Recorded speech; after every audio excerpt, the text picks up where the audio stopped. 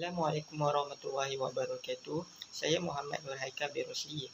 Hari ini saya ingin menceritakan tentang faktor kemajuan teknologi mempengaruhi pembinaan etika dan peradaban di Malaysia.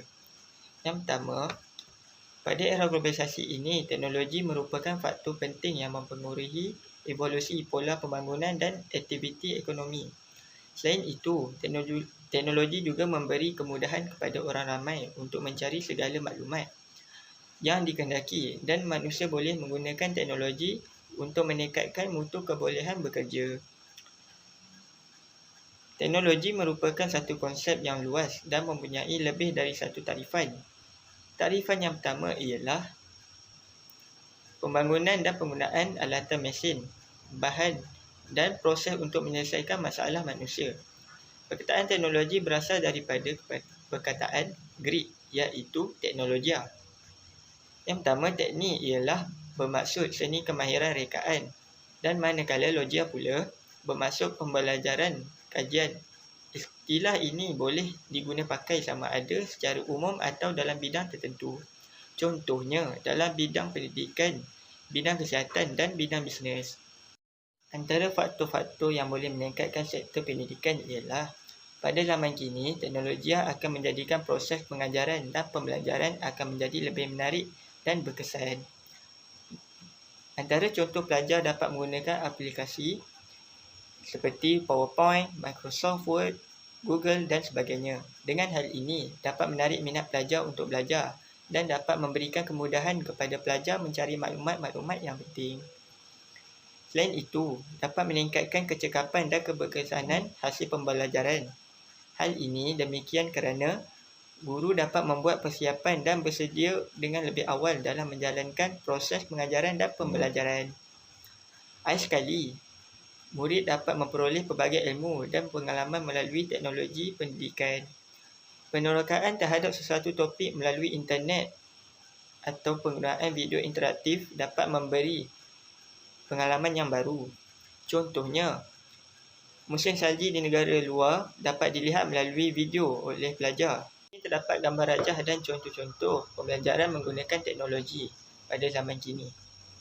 Dalam sektor kesihatan pula, kewujudan teknologi kesihatan dan pentingnya dalam memperbaiki masalah penjagaan kesihatan hari ini tidak dinafikan. Hal ini, semua generasi dapat manfaat daripada kemajuan kesihatan digital moden. Contohnya, teknologi perubatan baru iaitu MedTech cepat mengubah ubat dan menyedia cara pemantau kesihatan dan kesejahteraan masyarakat. Selain itu, terdapat teknologi lain antaranya surrogate parenting, terapi gen dan designer medication. Akhir sekali, kita dapat lihat banyak kesan yang positif dalam teknologi kesihatan pada masa kini. Ianya dapat merawat masyarakat dengan cepat dan dapat mengurangkan risiko sebarang jangkitan ataupun kematian. Kesimpulan yang kita dapat daripada topik ini ialah secara konklusinya, perkembangan teknologi ini sememangnya diakui memberikan kesan yang mendalam kepada golongan belia, sama ada dari sudut negatif ataupun positif. Walau bagaimanapun, perkara ini adalah bergantung kepada sejauh mana kebijaksanaan golongan belia dalam menggunakan teknologi tersebut. Assalamualaikum warahmatullahi wabarakatuh. Nama saya Ahmad Arif bin Mahmudin dari kelas DHF 1B Normatik 17 DHF 21F2045. Hari ini saya ingin membentangkan tentang faktor kemajuan teknologi mempengaruhi pembinaan etika dan peradaban di Malaysia. Kemajuan teknologi. Kemajuan teknologi telah membantu mewujudkan landscape yang menarik seperti pembinaan RNR di kawasan lebuh raya. Seterusnya, ianya juga dapat mengurangkan lagi kesesakan lalu lintas dengan adanya kemudahan seperti lebuh raya, terowong dan sebagainya. Akhir sekali, dengan adanya kemajuan teknologi ini, kita dapat memelihara alam sekitar dengan pergi ke mana-mana, menaiki LRT, monorail dan sebagainya, dapat mengurangkan lagi pencemaran udara dan bunyi. Kepentingan teknologi kepada kehidupan. Yang pertama, membantu pentadbiran dan pengurusan negara. Yang kedua, ramalan cuaca dan panduan pelayaran. Yang ketiga, mempercepatkan hubungan antarabangsa seperti jikalau kita hendak pergi ke mana-mana dengan menaiki kapal terbang, helikopter dan sebagainya.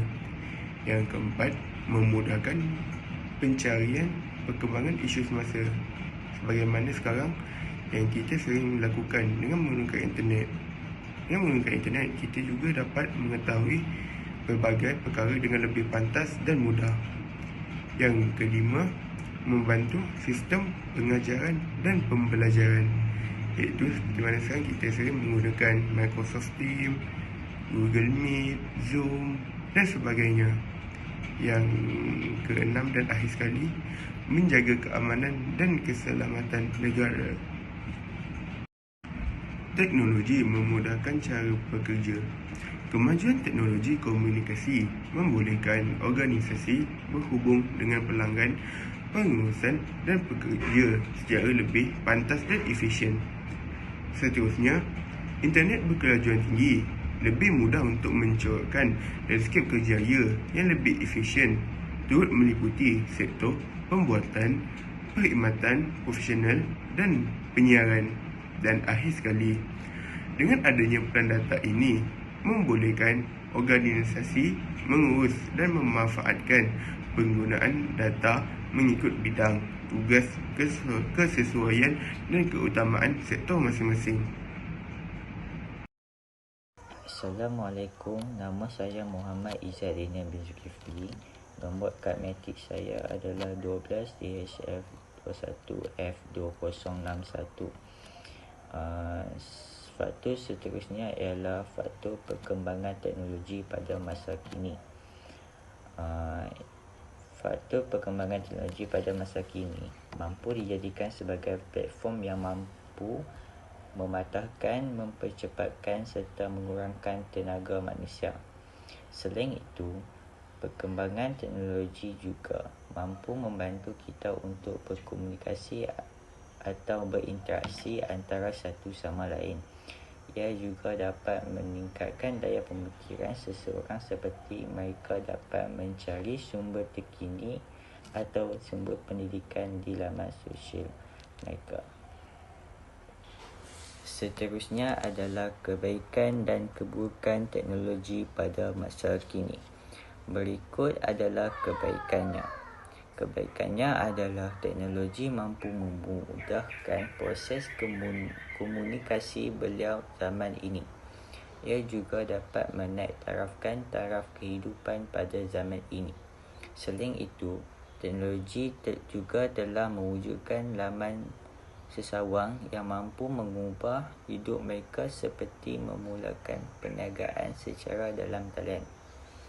Keburukannya pula adalah perkembangan teknologi dapat mempengaruhi sisi buruk masyarakat pada masa kini seperti melakukan jenayah cyber. Di samping itu, teknologi juga dapat menjejaskan kesihatan. Contohnya, penggunaan bahan kimia dalam pemprosesan dalam teknologi makanan seperti sulfur dioksida dan asid benzoik yang boleh menyebabkan penyakit. Kesimpulannya adalah teknologi mempunyai pelbagai kebaikan dan keburukan. Oleh itu, manfaatkanlah teknologi yang ada dengan sebaik-baiknya. Assalamualaikum, nama saya Muhammad Ghazwan bin Azman. Nombor kad pelajar saya 17 DHF 21F 2065.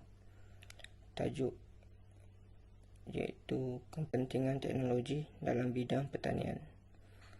Penggunaan jentera dalam sistem pertanian padi ianya dapat meningkatkan hasil pertanian, malah dapat mengeluarkan hasil dengan lebih cepat berbanding dahulu. Selain itu, ianya juga memudahkan proses penanaman dan pengulipan hasil pertanian padi.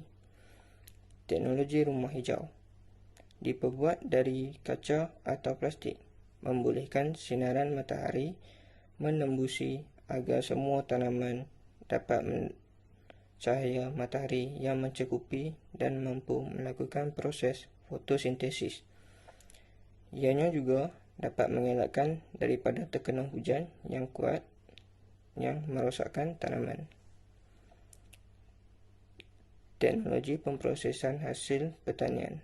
Hasil mentah pertanian mungkin tidak mempunyai nilai yang menguntungkan, tetapi ciptaan teknologi dapat membantu proses hasil tanpa menjejakkan mutunya atau dijadikan produk hiliran yang mempunyai nilai komersial.